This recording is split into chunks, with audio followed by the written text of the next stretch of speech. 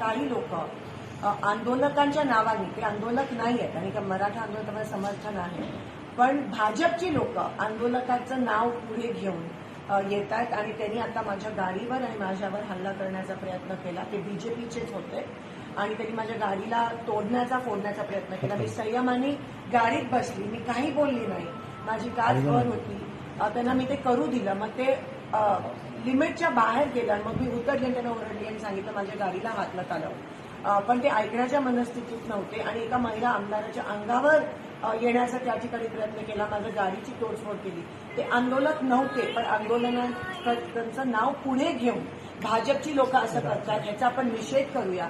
आणि मला असं वाटतं की जरांगे पाटीलजींनी पण नोंद करावी, कारण का भाजप कसा ह्या गोष्टीचा फायदा करून आमच्यावर, महिला काँग्रेसच्या आमदारांवर हल्ला करण्याचा